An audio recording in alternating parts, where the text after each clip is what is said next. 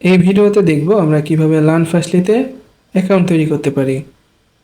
প্রথমে আমরা আমাদের ফেভারিট ব্রাউজারটি ওপেন করব। আমি এক্ষেত্রে আমার ফেভারিট ব্রাউজার ক্রোমটি ওপেন করেছি। ব্রাউজারটি ওপেন করার পর আমরা এখানে সার্চ দেব লার্নফাস্টলি।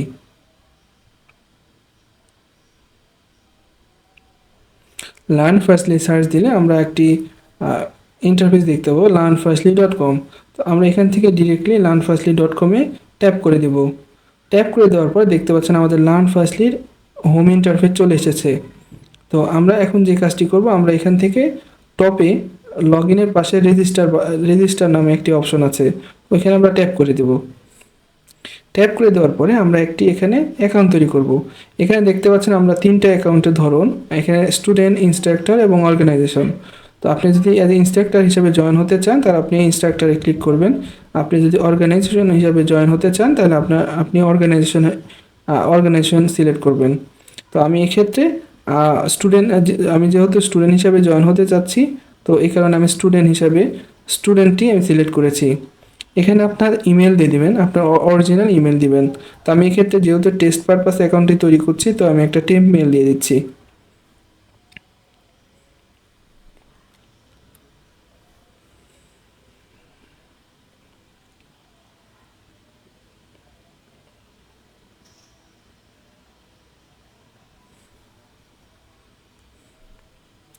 আমি টেম্প মেলটা দিচ্ছি। এখানে আপনার কান্ট্রি সিলেক্ট করবেন, বাংলাদেশ, আপনার যে কান্ট্রি। আমি বাংলাদেশ সিলেক্ট করছি এবং আমাদের নাম্বারটি দিচ্ছি।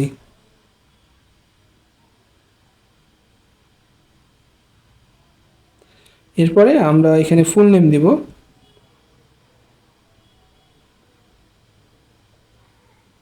পাসওয়ার্ডটি দিয়ে দিব।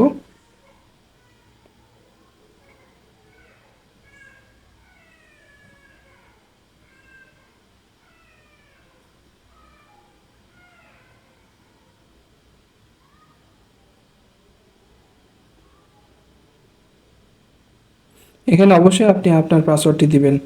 এরপর এখানে দেখতে পাচ্ছেন টাইম জোন।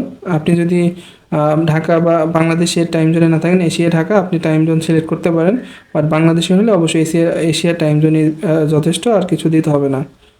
এরপর রেফারেল কোড, আপনার যদি কেউ রেফার করে থাকে তাহলে অবশ্যই আপনি রেফারেল কোড ইউজ করবেন, আদারওয়াইজ এটার দরকার নাই।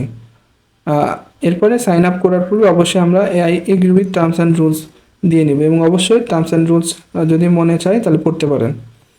তাহলে আমি সাইন আপ করে নেব। এখন সাইন আপ করার পরে সরি, আমার এই নাম্বারটি অলরেডি টেকেন দেখাচ্ছে, তো আমি আরেকটি নাম্বার দিচ্ছি এখান থেকে।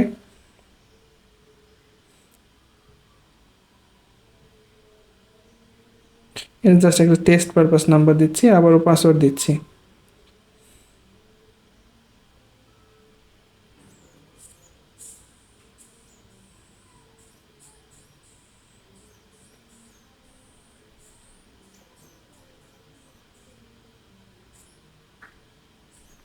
এরপরে যা আছে তাই থাকবে, Asia referral code, sign up দিচ্ছি।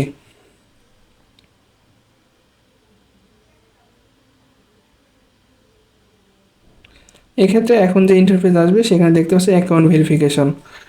এখন আপনার ইমেলে একটা হচ্ছে ওটিপি কোড পাঠানো হবে। তো আমি ইমেলটা ওপেন করছি।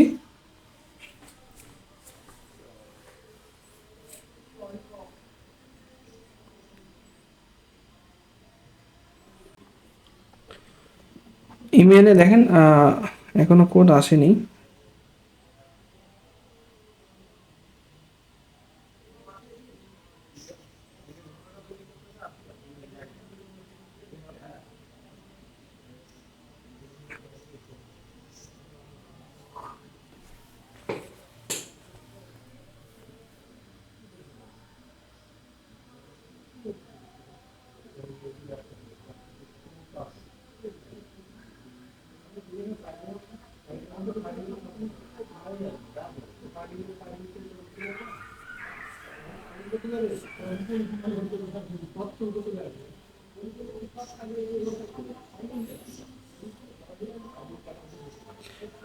যদি দেখেন আপনার ইমেল এখন পর্যন্ত আসেনি, তাহলে আপনি যে কাজটি করবেন, আবার আপনার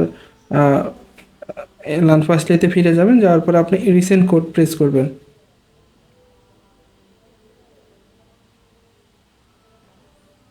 হ্যাঁ, ভেরিফাই নিচে রিসেন্টেড দিয়েছি, এখন দেখি আবার আসে কিনা। রিফ্রেশ দিবেন এখানে।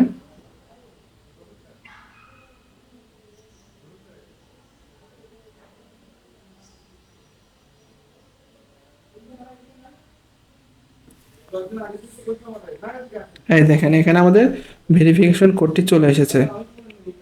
আমরা যে কি কাজটি করব, ওখানে ট্যাপ করে এখানে ইমেল ভেরিফিকেশনের নাম্বারটি নিয়ে নেব। আচ্ছা, আপনারা যদি আপনার ইমেল ইউজ করেন তাহলে অবশ্যই আপনারা ইনবক্সে অথবা স্প্যাম ফোল্ডারটি চেক করবেন যদি ইমেল ইনবক্সে না আসে।